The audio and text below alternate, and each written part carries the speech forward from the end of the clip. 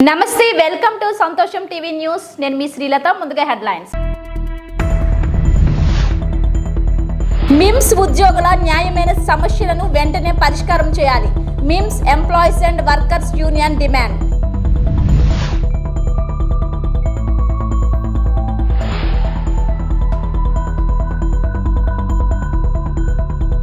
Vote వేయడం ప్రతి ఒక్కరి బాధ్యతని అసిస్టెంట్ కలెక్టర్ సహదిత్ వెంకట్ త్రినాగ్ వెల్లడి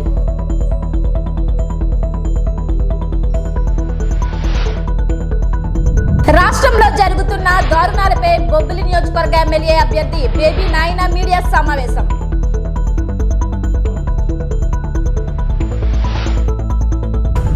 మిమ్స్ ఉద్యోగుల న్యాయమైన సమస్యలను వెంటనే పరిష్కారం చేయాలి MIMS employees and workers union CITU demand MIMS ఉద్యోగుల సమస్యలు పరిష్కరించాలని కలెక్టరేట్ వద్ద పెద్ద ఎత్తున ధర్నా అనంతరం యాజమాన్యం మొండి వైఖరి నిరసిస్తూ NTR విగ్రహం వద్ద మానవహారం చేసి పోరాటాన్ని కొనసాగించారు మిమ్స్ ఉద్యోగులు తమ సమస్యలు పరిష్కరించాలని గత 55 రోజులుగా ఆందోళన చేస్తున్నారు యాజమాన్యం మొండి వైఖరి నిరసిస్తూ కలెక్టరేట్ వద్ద ధర్నా జరిగింది ఈ సందర్భంగా యూనియన్ అధ్యక్షులు TV రమణ CITU జిల్లా ప్రధాన కార్యదర్శి K సురేష్ మాట్లాడుతూ మిమ్స్ యాజమాన్యం ఒకవైపు జిల్లా అధికార యంత్రాంగాన్ని లేబర్ అధికారులను పోలీసులను మోసగిస్తూ తప్పుదారి పట్టిస్తుంది రెండో వైపు ఉద్యోగుల సమస్యలు పరిష్కరించకుండా నిర్లక్ష్యంగా ఉండడం తగదు మిమ్స్ ఉద్యోగులు బకాయిలో ఉన్న 7 DAలను ఇవ్వాలని పెండింగ్లో ఉన్న వేతన ఒప్పందాన్ని చేయాలని సస్పెండ్లు వేధింపులు ఆపాలని కాంట్రాక్ట్ ఉద్యోగులను రెగ్యులర్ చేయాలని కాంట్రాక్ట్ ఉద్యోగులకు జనవరి నెల జీతం ఇవ్వాలని అక్రమంగా బదిలీలు ఆపాలని తదితర డిమాండ్లతో 55 రోజులుగా అంకుంఠ దీక్షతో వివిధ రూపాలలో తమ ఆందోళన జరుగుతుంది యాజమాన్యం సమస్యలను పరిష్కారం చేయకుండా ప్రజలకు వైద్య సేవలు అందించకుండా సమస్యను మరింత జటిలం చేసే విధంగా వ్యవహరిస్తుంది కరోనా సమయంలో ప్రాణాలకు తెగించి వైద్య సేవలు అందించిన ఉద్యోగులకు ఈ విధంగా ఇబ్బంది పెట్టడం యాజమాన్యానికి తగున వెంటనే చర్చలు జరిపి సమస్యల పరిష్కారం కోసం చొరవ తీసుకోవాలని డిమాండ్ చేశారు మిమ్స్ ఉద్యోగులు తమ న్యాయమైన సమస్యలు పరిష్కారం చేయాలని చెప్పేసి రోడ్డెక్కి ఆందోళన చేస్తుంటే ఈరోజు జిల్లా అధికారులు పోలీసులు సమస్యలు పరిష్కారం చేయకుండా మేనేజ్మెంట్కి వత్తసు పలుకుతూ పోరాడుతున్న కార్మికుల పైన ఉద్యోగుల మీద కేసులు పెడుతూ ఉన్నారు ఖచ్చితంగా పోలీసులు అధికారులను అడుగుతూ ఉన్నాం మీరు కార్మికుల వైపు నిలబడతారా యాజమాన్య వైపు ప్రముఖ కాస్తారని చెప్పేసి ఇది అడుగుతున్నాం కేసులు పెట్టి ఉద్యోగులని మరింత విచ్ఛిన్నం చేయాలని మీ ఆలోచన వెంటనే విరమించుకొని సమస్య పరిష్కారం కోసం కృషి చేయాలి ఈరోజు యాజమాన్యం 7 DAలు ఎగ్గొట్టింది ముద్దాయి యాజమాన్యం మీద కేసు పెట్టే దమ్ము మీకుంటే వెంటనే చెయ్యండి అని చెప్పేసి కేసు పెట్టాలని చెప్పేసి మేము డిమాండ్ చేస్తున్నాం దీంతో పాటు ఈరోజు కాంట్రాక్ట్ ఉద్యోగులు 14 సంవత్సరాలు 15 సంవత్సరాలుగా వెట్టి చాకరీ చేస్తూ ఉన్నారు వాళ్ళకి 7,500 రూపాయలు ఇస్తూ ఉన్నారు ఈ రోజుల్లో ధరలు విపరీతం పెరుగుతున్నాయి 7,500 రూపాయలతో ఈరోజు యాజమాన్యం ఒక రోజైనా బతకగలదా లేదా జిల్లా అధికారులు ఒక రోజైనా బతకగలరా కానీ ఈరోజు కార్మికులను దోచుకొని పబ్బం నడుపుతున్న యాజమాన్యం పైన చర్యలు తీసుకోకుండా పోరాడుతున్న ఉద్యోగుల పైన కేసులు పెట్టడం అనేది మార్కు సమంజసం అని చెప్పేసి ఈ సందర్భంగా ప్రశ్నిస్తూ ఉన్నాం ఈరోజు లేబర్ అధికారులు వెంటనే టలర్ చేసుకొని చర్చలు జరిపి మా ఉద్యోగుల న్యాయమైన సమస్య పరిష్కారం చేయాలి లేకపోతే ఈ ఆందోళన మరింత ఉధృతం చేస్తుంది తప్ప వెనక్కి తగ్గమని చెప్పేసి ఈ సందర్భంగా మీడియా ద్వారా హెచ్చరిస్తూ ఉన్నాం మిమ్స్ ఉద్యోగులు తమ న్యాయమైన సమస్యల పరిష్కారం చేయాలని చెప్పి డిమాండ్ చేస్తూ ఫిబ్రవరి 1 నుండి బయట ఉన్నారు ప్రధానంగా పెండింగ్లో ఉన్న వేతన ఒప్పందం చేయాలని చెప్పి బకాయి ఉన్న 7 DAలు ఇవ్వాలని చెప్పి కాంట్రాక్ట్ ఉద్యోగులను రెగ్యులర్ చేయాలని చెప్పి అడిగిన వాళ్ళని సమస్యలు పరిష్కరించండి అని చెప్పి చెప్పిన వాళ్ళని బహిష్కరించారు విధుల నుండి ఆపేశారు బయటికి బదిలీ చేశారు అవన్నీ బేసరతుగా ఎత్తివేయాలని చెప్పి డిమాండ్ చేస్తూ ఫిబ్రవరి 1వ తేదీ నుండి ఉద్యోగులందరూ నిరసన చేపట్టారు ఈ రోజుకి 55 రోజులు అయింది 55 రోజులుగా మిమ్స్లో ప్రజలకు వైద్యం జరగడం లేదు మొత్తం వైద్య సేవలన్నీ బంద్ అయిపోయినాయి విద్యార్థులకి చదువు లేదు అక్కడ పేషెంట్లు లేరు మొత్తం మిమ్స్ ఖాళీగా ఉంది మెడికల్ కాలేజ్ అన్నింటినీ ఆసుపత్రి అన్నింటినీ పోలీసులతోనూ లాయర్లతోనూ ఇప్పుడు కలకల్లాడుతుంది సాధారణంగా హాస్పిటల్ అంటే డాక్టర్లు పేషెంట్లతో కలకల్లాడాలా దానికి భిన్నంగా ఈరోజు అక్కడ ఉంది కానీ NMCని మోసం చేస్తూ అంతా ఇక్కడ సజావుగా సాగుతుందని చెప్పి రికార్డులు సృష్టించి తప్పుడు పద్ధతుల్లో ఎన్ఎంసీని నమ్మేస్తున్నది. ఎన్ఎంసీనే కాదు, ఈ చుట్టుపక్కల ఉన్న ప్రజానీకాన్ని, ప్రజాప్రతినిధుల్ని, జిల్లా కలెక్టర్తో పాటుగా అధికారులందరినీ తప్పుదారి పట్టేస్తున్నది. ఎప్పటికైనా అధికారులు ఫిబ్రవరి 1వ తేదీ నుండి అక్కడ వైద్యం జరుగుతుందో లేదో చూడండి, అక్కడ విద్యార్థులకి చదువు అందుతుందో లేదో చూడండి. కానీ ఏమీ లేకున్నా దుర్యోధన మహిసభని మించిన పద్ధతిలో ఉన్నది లేనట్లు, లేనిది ఉన్నట్లు సృష్టించి అందరినీ తప్పుదారి పట్టించి మిమ్స్ యాజమాన్యం ఈ జిల్లా యంత్రాంగాన్ని తప్పుదారి పట్టిస్తూ పబ్బం గడుపుకుంటుంది. దీన్ని సిఐటియు, మిమ్స్ ఉద్యోగుల సంఘం తీవ్రంగా ఖండిస్తున్నాం. ఎప్పటికైనా అధికార యంత్రాంగం కలుగు చేసుకొని వెంటనే సమస్య పరిష్కారం కోసం కృషి చేయాలా. లేకపోతే జిల్లాలో ఉన్న ప్రజాప్రతినిధుల్ని, ఉద్యోగ కార్మిక సంఘాలని కలుపుకొని పెద్ద ఎత్తున ఉద్యమానికి సిద్ధమవుతాం తప్ప వదిలిపెట్టేది లేదు. రానున్న 3-4 రోజుల్లో దీన్ని మరింత ఉధృతం చేస్తాం. జరిగే పరిణామాలకి ఈ జిల్లా అధికార యంత్రాంగమే బాధ్యత వహించాల్సి ఉంటుందని చెప్పి ఈ సందర్భంగా తెలియజేస్తున్నాం. ఓటు వేయడం ప్రతి ఒక్కరి బాధ్యతని అసిస్టెంట్ కలెక్టర్ సహదీత్ వెంకట్ త్రివినాగ్ అన్నారు. స్వీప్ కార్యక్రమంలో భాగంగా హిజ్రాలకు మంగళవారం ఓటర్ అవగాహన కార్యక్రమాన్ని నిర్వహించారు. ఈ సందర్భంగా అసిస్టెంట్ కలెక్టర్ మాట్లాడుతూ మన పాలకులను మనమే ఎంచుకునే గొప్ప అవకాశాన్ని ఎన్నికలు కల్పిస్తాయని, దీనిని సద్వినియోగం చేసుకోవాలని కోరారు. సుమారు 97 కోట్ల మంది ఓటర్లు ఉన్న మన భారతదేశంలో ఎన్నికలు గొప్ప ప్రజాస్వామ్య క్రతువుగా పేర్కొన్నారు. భారత పౌరులంతా తప్పనిసరిగా ఓటు హక్కును వినియోగించుకోవాలని, ఒక్క ఓటు కూడా వృధా కాకూడదని కోరారు.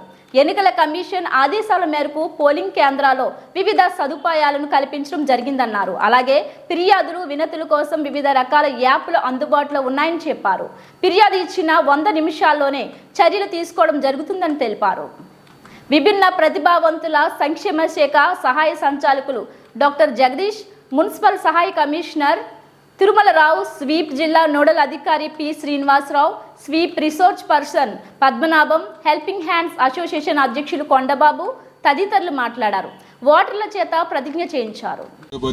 దేశం మొత్తం అంతా అలాగే మన జిల్లాకు వచ్చేసరికి మే 13 తారీఖుకి ఎన్నికలు జరగబోతుంది. ఇది ఒక ప్రపంచంలో ఉన్న అతిపెద్ద కార్యక్రమం జరుగుతుంది. ఎందుకంటే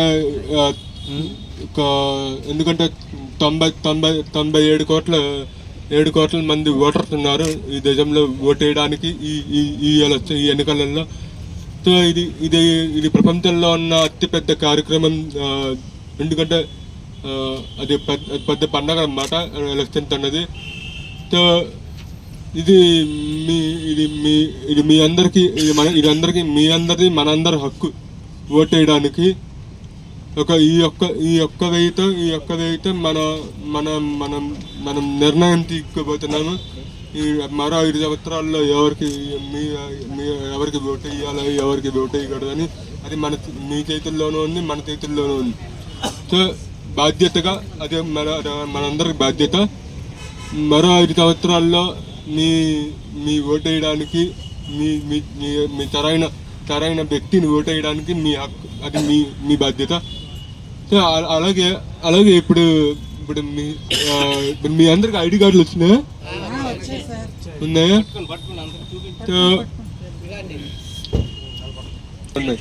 సో అందులో మీ ఎటువంటి మీ దగ్గర ఉన్న పోలింగ్ స్టేషన్ దగ్గర మీ ఆ కార్డు చూపిస్తే ఆ కార్డు మీకు ఒక ఐడెంటిటీ. అది మీరు ఒక మీరు ఓటేస్తున్నారని మీ హక్కు. మీకు ఎటువంటి ఇబ్బంది లేకుండా ఉండడానికి కొన్ని ఫెసిలిటీస్ ప్రొవైడ్ చేశాం. ర్యాంప్ కానీ, లేకపోతే వాష్రూమ్ కానీ, టాయిలెట్ కానీ, ఏమి మీ అందరికీ ఇబ్బంది పడకుండా ఉండడానికి ఎలక్షన్ కమిషన్ ద్వారా గుర్తులు పెట్టుకుని ఇవన్నీ ఉండాలని చెప్పి, ఏ ఓటర్కి ఒక ఇబ్బంది పడకూడదు అని చెప్పి ఈ ఫెసిలిటీస్ అన్ని ప్రొవైడ్ చేశాము. సో మీకు ఏదైనా ఇంకోటి మీకు ఏదైనా తెలుసుకోవాలని కానీ ఇది మీకు అన్ని యాప్ డౌన్లోడ్ చేశాము. అన్ని యాప్స్ ఉన్నాయి. సివిగిల్ అనే యాప్. మీకు కంప్లైంట్ ఏదైనా కంప్లైంట్ ఏమైనా చెప్పాలనుకున్నా, సో అది మీకు ఒక యాప్లో మీరు ఒక వీడియో కానీ టెస్ట్ కానీ చేస్తే ఒక 100 నిమిషాల్లో మేము 100 నిమిషాల లోపు మీకు రిప్లై ఇస్తాము. సో అదొక పెట్టాము. సో అది కూడా కాకుండా కేవైసీ యాప్ కూడా ఉంది. నామినేషన్ ఫైల్ చేసిన తర్వాత క్యాండిడేట్స్ ఎవరైతే పాటిస్తున్నారో ఎన్నికలలో ఆ సరైన క్యాండిడేట్ సరైన వ్యక్తి ఇది నో ఇయర్ క్యాండిడేట్ అని యాప్ ఉంటుంది. ఆ నో ఇయర్ క్యాండిడేట్ అనే యాప్లో మీరు తెలుసుకోవచ్చు ఇతను ఏమేంటి ఇతను ఏంటి అని మీకు ఒక యాప్ కూడా డౌన్లోడ్ యాప్ కూడా ఉంది. అది డౌన్లోడ్ చేసుకుంటే మీరు ఆలోచించుకోవచ్చు ఏ సరైన క్యాండిడేట్కి ఓటు వేయచ్చు, ఏ సరైన మీకు ఫేవరబుల్గా అంటే మీకు అండగా నిలబడి ఉంటారో అది మీ ఇష్టం, అది మీ చేతుల్లోనే ఉంది. అంటే మన బాధ్యత ఏంటంటే ఒక ఏ ఓటు మిగిలిపోకుండా మనందరం కలిసి పోలింగ్ స్టేషన్కి వెళ్ళి సరైన వ్యక్తికి ఓటు వేయడం మన బాధ్యత. సరైన సర్కార్ మీకు ఇష్టమే, మీకు ఎలాంటి ప్రభుత్వం రావాలి, ఎలాంటి ప్రభుత్వం ఎలా ఉండాలి ఎలా ఉండకూడదు అని మీ చేతుల్లోనే ఉంటుంది. సో దాని ప్రకారంగా మీరు ఆలోచించుకుని ఓటు వేయాలి. సో ఏమి ఇబ్బంది పడకుండా అన్ని ఫెసిలిటీస్ ప్రొవైడ్ చేశాము పోలింగ్ స్టేషన్లో కూడా. సో ఏమి ఇబ్బంది పడాల్సింది ఏం లేదు. సో అలాగే మీరు ఆలోచించుకుని ఓటు వేయండి. సో అదే సో మీటా ఏంటనే మీకు ఓటు వేయడం జరుగుతుంది. ఉన్నటువంటి అసిస్టెంట్ కలెక్టర్ గారికి, అలాగే మా ఏడీ డిజేబుల్డ్ జగదీష్ గారికి, మన ఎన్నికల డిప్యూటీ తహసీల్దార్ గారికి, అసిస్టెంట్ కమిషనర్ గారికి, మా హెల్పింగ్ హ్యాండ్స్ యూజర్ అసోసియేషన్ వారి తరఫున మీకు హృదయపూర్వక కృతజ్ఞతలు తెలియజేస్తూ, ఇక్కడికి విచ్చేసినటువంటి సచివాలయం స్టాఫ్ కావచ్చు, ప్రెస్ సోదరులకు కావచ్చు, వారితో పాటు మా హెల్పింగ్ హ్యాండ్స్ యూజర్ అసోసియేషన్ సభ్యులకు అందరికి కూడా హృదయపూర్వక కృతజ్ఞత తెలియజేస్తూ, ఈరోజు ప్రభుత్వం ఎన్నికల కమిషన్ తరఫున నిర్వహిస్తున్నటువంటి అవగాహన సదస్సులో పాల్గొనడం మాకు ఎంతో సంతోషంగా ఉంది. దాదాపు ప్రతి సంవత్సరం జనవరి 25వ తేదీన ఈ ఓటర్స్ డే రోజు మనం తప్పనిసరిగా మమ్మల్ని కూడా 2011 నుంచి భాగస్వాములు చేస్తున్నందుకు సంతోషంతో పాటు 2011లో మొట్టమొదటిగా ఈ భారతదేశంలో అది ప్రభుత్వ యంత్రాంగ సంస్థ కావచ్చు, లేదంటే ప్రైవేటు యంత్రాంగ సంస్థలతో కావచ్చు, మొట్టమొదటిగా ఈ భారతదేశంలో ట్రాన్స్జెండర్స్ని గుర్తించినటువంటి సంస్థ ఏదైనా ఉందంటే అది ఎన్నికల కమిషన్ వారు మాత్రమే. అంతకుముందు మేము దాదాపుగా కోర్టుల్లో మా యొక్క ట్రాన్స్జెండర్ కమిషన్ తరపున సభ్యుల తరపునో, లేదంటే కోర్టుల్లో సుప్రీంకోర్టులో కూడా మాకు ప్రత్యేక గుర్తింపునిచ్చి మాకు ఓటర్ కార్డులు కావచ్చు, లేదంటే ప్రత్యేకమైనటువంటి జాబ్స్ కావచ్చు మాకు ఇవ్వండి అని చెప్పేసి ఎన్నో దఫాలుగా మా యొక్క ఆర్గనైజేషన్ వైడ్గా అదే హెల్పింగ్ హ్యాండ్స్ యూజర్ అసోసియేషన్ కాకపోయినా మిగిలిన సభ్యులందరం కూడా కలిసి దాంట్లో చేయటం జరిగింది. మొట్టమొదటిగా భారతదేశంలో ఈ ఎన్నికల కమిషన్ వారు గుర్తించి 2011లో ఉమ్మడి ఆంధ్రప్రదేశ్లో ఈ విజయనగరంలోనే 18 మందికి ఓటర్ ఐడెంటిటీ కార్డు తీసుకోవడం జరిగింది.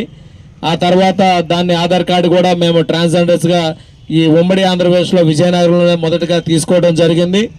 ప్రభుత్వ సంక్షేమ పథకాలని కూడా ఈరోజు కూడా మేము ఏదో తూతు మంత్రంగా కాకోకుండా ఏ ప్రభుత్వం ఉన్నా కానీ అది నామకావాస్తుగా చేస్తూ ఉంది. అలా కాకుండా మాకంటూ స్వతంత్ర ప్రతిపదిగా కలిగినటువంటి ఒక ట్రాన్స్జెండర్ కార్పొరేషన్ కూడా మాకు కావాలని చెప్పేసి మేము అడుగుతూ ఉన్నాము. దానికి కూడా ప్రభుత్వాలు కొంచెం ముందుకు వస్తూ ఉన్నాయి. ఇదంతా కూడా ఇంతకుముందు ఏదైతే ఆ ఇంట్లో దేవుడు మన ఇంట్లో పుట్టాలి, అమ్మవారు మన ఇంట్లో పుట్టాలి, లేదంటే ఒక నాయకుడు మన ఇంట్లో పుట్టకూడదు. నాయకుడు మన ఇంట్లో పుడితే ఏమైందంటే వాడి మీద రాళ్ళు వేస్తూ ఉంటారు. కాబట్టి ఒక మంచి నాయకుడు మనకు ఇంట్లో పుట్టకూడదు. అట్లాగే ఈ ట్రాన్స్జెండర్ కమ్యూనిటీలో వీళ్ళ దీవెనలు కావాలి, వీళ్ళ ఆశీర్వాదాలు కావాలి, కానీ వాళ్ళు మన ఇంట్లో పుట్టకూడదు, పక్కింట్లో పుట్టాలి. వాళ్ళు మన ఇంట్లో పుడితే మా ఇంటికి అయ్యా అందరు కూడా మనల్ని లేలెత్తి చూపిస్తూ ఉంటారు. ఆ ఇంట్లో కొజోడు ఉన్నాడనో, ఆ ఇంట్లో ట్రాన్స్జెండర్ ఉన్నాడో, ఆ ఇంట్లో నశింపుకుడు ఉన్నాడని. మాకైతే ఇక్కడ ఉన్నటువంటి విజయనగరంలో మిగిలిన ఏరియాలో ఎలాగున్నా కానీ ఈ విజయనగరంలో ఉన్నటువంటి వాళ్ళు, ఈ విజయనగరం జిల్లాలో ఉన్నటువంటి నిన్నటిదాకా ఉమ్మడి విజయనగరంలో భాగమైనటువంటి ఏజెన్సీ భాగం కురుపాం నియోజకవర్గంలో కూడా దాదాపు ఒక 1000 మంది వరకు అక్కడ మా ట్రాన్స్జెండర్ కమ్యూనిటీ ఉంటుంది. ఆ కమ్యూనిటీ, ట్రాన్స్జెండర్ కమ్యూనిటీ మా గుర్తింపు కోసం ఈ 2024లో ఇండిపెండెంట్గా మా ట్రాన్స్జెండర్ కమ్యూనిటీకి సంబంధించినటువంటి గీతారాన్ని కూడా అక్కడ పోటీ చేయించడం జరుగుతూ ఉంది. ఎందుకంటే మాకంటూ ఒక గుర్తింపు కావాలి. ఎవరో వస్తారు ఏదో ఇస్తారని కాకుండా మా కమ్యూనిటీకి మేము చేసుకోవటానికి, మా కమ్యూనిటీకి మేమంటూ ఉన్నాం, మాకు మేమే ఉన్నామని చెప్పుకోవడానికి మాకు అవకాశం కల్పించినటువంటి మొట్టమొదటి సంస్థ ఈ ఎన్నికల కమిషన్ వారు. కాబట్టి ఆ ఎన్నికల కమిషన్ ద్వారానే మాకు లభించినటువంటిది ఈ సమాజంలో మేము కూడా పోటీ చేయడానికి, మేము కూడా ఈ భారతదేశంలో పుట్టాము. ఓటర్స్ ఎలాగ అవగాహన సదస్సు అని చెప్పేసి మనం కార్యక్రమం జరుపుకుంటున్నాము. ఈరోజు ఈ కార్యక్రమానికి మన ట్రాన్స్జెండర్స్ అందరూ కూడా, ఈ జిల్లాలో ఉన్న ట్రాన్స్జెండర్స్ అందరూ కూడా పార్టిసిపేట్ చేయడం చాలా సంతోషం. ఇప్పుడు ఎవరైతే చెప్పారో అవన్నీ కూడా మీరు అవగాహన చేస్తూ మీ అందరూ కూడా సాక్షి యాప్ కూడా ఉంది, ఆ యాప్ డౌన్లోడ్ చేసుకొని ఆ యాప్ ద్వారా ఏమైనా మనకున్న ఓటర్లు ఎలా ఉపయోగించుకోవాలో ఆ యాప్ గురించి కూడా ఆయన చెప్పడం జరిగింది. ఇవన్నీ కూడా మీరు తెలుసుకొని మనము జిల్లాలో కూడా అందరూ ఎవరైతే మన ఇజ్రాయెల్ సోదరులు అందరూ కూడా వాళ్ళందరికీ తెలియజేస్తూ ఈ జిల్లాలో కూడా మనందరూ 100% ఓటర్లు అవగాహన పాల్గొని అలాగే చక్కగా మనందరూ కూడా ఈ కార్యక్రమానికి చేసినందుకు చాలా సంతోషంగా ఉంది. Thank you. విశాఖపట్నం పోర్టులో గత వారం ఒక కంటైనర్లో పట్టుబడ్డ 25,000 కిలోల మాదక ద్రవ్యాల గురించి, కడప జిల్లాలో వైసీపీ వారి దౌర్జన్యానికి బలైన రైతు కుటుంబం గురించి ఈరోజు బొబ్బిలి నియోజకవర్గ కూటమి అభ్యర్థి శ్రీ ఆర్వీఎస్ కేకే రంగారావు మీడియా సమావేశం ఏర్పాటు చేసి ఈ దారుణాలను ఖండిస్తూ ఈ 2 సంఘటనలపై నిష్పక్షపాతంగా దర్యాప్తు జరగాలని డిమాండ్ చేశారు. అనేక మంది అవనివ్వండి డ్రగ్స్ బారిన పడి మత్తులో తూగి వారి ఆరోగ్యాలని చెడగొట్టుకుంటున్నారు. ఇవాళ దురదృష్టం ఏమిటంటే డ్రగ్స్ వాడకం ఈ 5 సంవత్సరాల్లో హయ్యెస్ట్ పీక్ రేట్కి చేరుకోవడానికి ముఖ్యమైనటువంటి కారణం అధికార వైఎస్ఆర్ కాంగ్రెస్ పార్టీ నాయకులే ఈ డ్రగ్స్ సరఫరాని ఒక వ్యాపారంగా భావించి యువకులు మన రాష్ట్రంలో ఉన్నటువంటి అల్పులు తాలూకా వీక్నెస్ని ఒక వ్యాపారంగా క్యాష్ చేసుకొని ఇన్ని రోజుల వరకు కూడా ప్రజల జీవితాలతో, ప్రజల ఆరోగ్యాలతో ఆడుకున్నారు. ఇవాళ దురదృష్టం ఏమిటంటే ఇంత భారీ నిల్వ, బహుశా హయ్యెస్ట్ క్యాష్ ఏమో మన దేశంలోనే హయ్యెస్ట్ క్యాష్ లాగా దాన్ని తిరిగి తెలుగుదేశం పార్టీ సంబంధం ఉన్నట్లుగా చూపించి దొంగ అన్నట్లుగా పుచ్చకాయలు దొంగ భుజాలు తడుకున్నాడు అలాగా అన్నట్లుగా ఉంది. ఇదే కాదు, ఎంత హాస్యాస్పదం అంటే బ్రెజిల్ అధ్యక్షుడు ఎన్నికైతే వైఎస్ఆర్ కాంగ్రెస్ పార్టీ అగ్రనాయకులు ట్వీట్ పెడతారు బ్రెజిల్ అధ్యక్షుడిని కంగ్రాచులేట్ చేస్తూ. ఏంటంటే ఇదంతా ఒక పూర్తి కింగ్ పిన్ లాగా ఉంది, పూర్తి ఇంటర్ కనెక్టెడ్ లాగా ఉంది. ఇవాళ డ్రగ్స్ బారిన పడి మన యువకులు, మన రాష్ట్రంలో అనేక మంది ఆరోగ్యాలు పాటు చేసుకున్న కొన్ని కుటుంబాలు సర్వనాశనం అవుతున్నాయి. దీనికి పూర్తి ప్రోత్సాహం వైఎస్ఆర్ కాంగ్రెస్ పార్టీ అధికార పార్టీ నాయకులు ఇచ్చారు. కాబట్టి దీనిని తీవ్రంగా ఖండిస్తున్నాను. ఈ డ్రగ్స్ సరఫరా వెనకాల ప్రతి ఒక్కరిని కూడా ఇమీడియట్గా ఒక ఉక్కుపాదంతో అణిచేయవలసిన అవసరం ఉందని నేను ఈ పత్రికా సమావేశం ద్వారా మీకు అందరికీ కూడా తెలియజేస్తున్నాను. రెండో విషయం, కడప జిల్లా రాజంపేట నియోజకవర్గం ఒంటిమిట్ట మండలంలో ఒక పేద చేనేత కుటుంబం వైఎస్ఆర్ కాంగ్రెస్ పార్టీ నాయకుల యొక్క భూదాహంకి, దాష్టికానికి ఒక పేద కుటుంబం ఆత్మహత్య చేసుకోవడం జరిగింది. ఇవాళ బీసీలకి మేము న్యాయం చేసాం, బీసీలు మా కుటుంబ సభ్యులు బీసీల గురించి అనేక ప్రగల్భాలు పలుకుతారు ఈ అధికార పార్టీ నాయకులు. అవన్నీ కూడా ప్రకటనలకే పరిమితం. ఇవాళ పేదలు, బీసీలు అవనివ్వండి, ఎస్సీలు అవనివ్వండి, నిరుపేదలు ఎవరైనా వీళ్ళు ధనదాహంకి, వీళ్ళు భూదాహంకి ఎవరు కూడా అతిథులు కారు. వీళ్ళకి ఉచినీచాలు లేవు.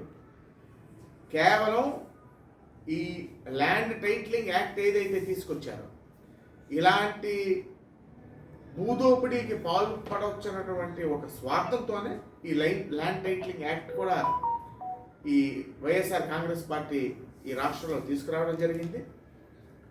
ఆ కుటుంబం యొక్క ఆత్మహత్యకి, ఆ కుటుంబం యొక్క పూర్తి కుటుంబం ఆత్మహత్య చేసుకోవడానికి కారణమైన ప్రతి ఒక్కరిని కూడాను గురువారం ఉదయం మన పార్టీ కార్యాలయమైన అశోక్ బాబు బంగ్లాలో ఉంటుంది. ఈ సమావేశానికి ముఖ్య అతిథిగా మన నియోజకవర్గం ఇన్ఛార్జి ఉమ్మడి అభ్యర్థి అయిన శ్రీ అదితి గజపతిరాజు మేడం పాల్గొని my first vote for CBN, కళలకు రెక్కలు, సోషల్ మీడియా మొదలైన విషయాలపైన మాట్లాడతారు.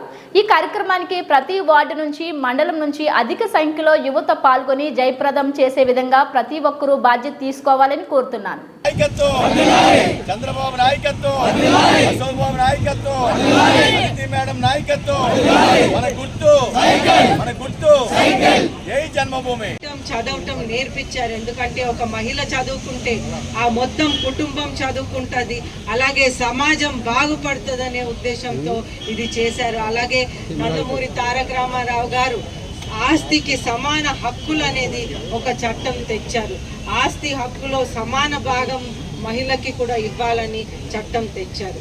అదేవిధంగా చంద్రబాబు నాయుడు గారు చదువు ప్రోత్సహించడానికి ఆడపిల్లలకి సైకిల్లో కూడా ఇప్పించి చదువుని ప్రోత్సహించారు. అలాగే డ్వాక్రా గ్రూప్స్ అనేది చంద్రబాబు నాయుడు గారు పెద్ద ఎత్తున ప్రోత్సహించారు. ఎందుకంటే ఒక మహిళ వారి సొంత కాళ్ళ మీద వాళ్ళు నిలబడితే ఎంతో సమాజానికి ఎంతో ఉపయోగపడుతుంది అనేది ఆ విధంగా మన పార్టీ ముందుకు తీసుకెళ్ళటం జరిగింది. అయితే ఈరోజు చూస్తుంటే మహిళలకి ఈ ప్రభుత్వం ఏం చేసిందని అనుకుంటే మహిళలకి ఒక షో వర్క్ భాగంగా ఒక దిశ పోలీస్ స్టేషన్ ఓపెన్ చేశారు. కానీ చట్టము లేదు కానీ పోలీస్ స్టేషన్ ఓపెన్ చేశారు.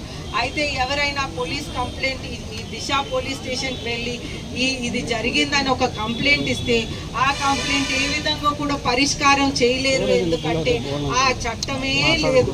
సో ఈ విధంగా ప్రజల్ని మభ్యపెట్టడానికి, మహిళల్ని మభ్యపెట్టడానికి కోసం ఈ దిశ పోలీస్ స్టేషన్స్ అనేది ఓపెన్ చేయటం జరిగింది. అదేవిధంగా ఈ వైసీపీ ప్రభుత్వం ఏం చేశారనేది ఆలోచిస్తే యువతకి జాబ్ క్యాలెండర్ అనేది జగన్మోహన్ రెడ్డి గారు పాదయాత్ర చేసినప్పుడు జాబ్ క్యాలెండర్ ప్రతి జనవరి 1కి ఇస్తానన్నారు. అయితే ఎన్నో జనవరి 1లు అయిపోయినాయి, ఎన్నికలు వస్తున్నాయి కానీ ఎన్నికలు నోటిఫికేషన్ కూడా వచ్చేసింది. ఇన్ని జనవరి 1లు అయిపోయినాయి కానీ ఏ జాబ్ క్యాలెండర్ ఆయన విడుదల చేయలేదు. మళ్ళీ షో వర్క్ భాగంగా ఒక 6,100 నోటిఫికేషన్ కోసం ఏదో ఒక షో వర్క్ చెప్పటానికి, నేను చేశానని చెప్పుకోవటానికి ఒకటి అది విడుదల చేశాను. అలాగే మనం చూస్తుంటే తెలుగుదేశం పార్టీ ఎప్పుడైనా డెవలప్మెంట్కి ముందుంటుంది. అయితే తెలుగుదేశం పార్టీ అంటే విజయనగరంలో నాన్నగారు, నా తండ్రి అయినటువంటి పూసపాటి అశోక్ గజపతి గారు, నాన్నగారు అంటే డెవలప్మెంట్ అంటే నాన్నగారు అనేది విజయనగరం ప్రజలందరికీ తెలిసిన విషయమే. అయితే ముషిడిపల్లి వాటర్ స్కీమ్ 1996లో ముషిడిపల్లి వాటర్ స్కీమ్ అనేది నాన్నగారు విజయనగరం ప్రజల కోసం, నీళ్ళు కోసం పెట్టారు. అయితే ఈ వాటర్ ప్రాజెక్ట్ ద్వారా 10 ఊట బావులు ఒకటేసారి తవ్వి 12 వాటర్ ట్యాంకులు ఒకటేసారి చేశారనేది మనం అందరం గమనించాల్సిన అవసరం ఉంది. అయితే నాన్నగారు యూనియన్ మినిస్టర్గా ఉన్నప్పుడు 2017లో చంపావతి నది వద్ద 3 ఊట బావులు తవ్వి మళ్ళీ నీళ్ళు తెచ్చారు విజయనగరం ప్రజల కోసం. ఇది అదనపు పాపులేషన్ పెరుగుతూ ఉంది కాబట్టి దీనికోసం నదుల అనుసంధానం భాగంగా తోటపల్లి టు గడిగడ్డ నుంచి చంపావతి అనేది నదులు అనుసంధానం చేసి ఈ ప్రాజెక్ట్ ప్రతిపాదించారు, మొదలుపెట్టారు. కానీ వైసీపీ ప్రభుత్వం వచ్చింది. వైసీపీ ప్రభుత్వం వచ్చాక ముఖ్యమంత్రి ఎలాగున్నారో అలాగే మన శాసనసభ్యులు ఉన్నారు కనుక ముఖ్యమంత్రి పోలవరం ఎలాగైతే వదిలేశారో మన శాసనసభ్యుడు ఇక్కడ మన ఇంత అతి ముఖ్యమైన నదుల అనుసంధానం ప్రాజెక్ట్ కూడా వారి గాలికి వదిలేశారు. అయితే ఈ విధంగా మన రాష్ట్రాన్ని తీసుకువెళ్ళారు. అయితే ఇక్కడ ఒక ఎయిర్పోర్ట్ పెట్టారు. ఆ ఎయిర్పోర్ట్ భోగాపురం ఎయిర్పోర్ట్ కూడా గాలికి వదిలేశారు. అది పూర్తిగా రెడీ అయిపోయింది. ఇది మాత్రం ఇంత పిసరు కూడా ముందుకు వెళ్ళలేదనేది మన అందరికీ తెలిసిన విషయమే. అయితే మనం ఏం కోల్పోయామనేది మనం అర్థం చేసుకోవాలి. మనం తీవ్రంగా ఉద్యోగ అవకాశాలు కోల్పోయాం. దాంట్లో కార్గో రిపేర్ మెయింటెనెన్స్ ఓవరాల్ అనే సెక్షన్స్ పెట్టారు. కార్గో ముందుకు వెళ్ళలేదు కాబట్టి మనం ఎక్స్పోర్ట్ ద్వారా ఎన్నో విధాలుగా మనం మన పంటలు ఎక్స్పోర్ట్ చేయొచ్చు. అంటే మనకి ఇక్కడ మామిడి పంట పండుతుంది అనుకోండి, ఇక్కడ ఒక ధర వస్తుంది. అది ఎక్స్పోర్ట్ చేసి అబ్రాడ్ పంపిస్తే అక్కడ ఒక ధర వస్తుంది. అయితే మనం ఈ అవకాశం కూడా మనం కోల్పోయాం. ఇది రైతులకి ఉపయోగపడేది, బిజినెస్ మెన్ కూడా ఉపయోగపడేది. ఎందుకంటే మనం ఇక్కడ క్లాత్ మార్కెట్, ట్రెడిషనల్గా విజయనగరంలో క్లాత్ మార్కెట్ ఉంటుంది. ఈ క్లాత్ మార్కెట్కి ఇక్కడ ఒక ధరగా మనం ఎక్స్పోర్ట్ ద్వారా కార్గో ద్వారా ఎక్స్పోర్ట్ చేస్తే అక్కడ ఒక ధర దొరికేది. ఇవన్నీ అవకాశాలు మనం కోల్పోయామనేది మనం అర్థం చేసుకోవాలి. అయితే విజయనగరం దగ్గరికి వస్తే మనం విజయనగరంలో ఇవి బులెటిన్ అప్డేట్స్. మరిన్ని వార్తా విశేషాలతో మళ్ళీ కలుద్దాం. అంతవరకు సెలవు. నమస్కారం.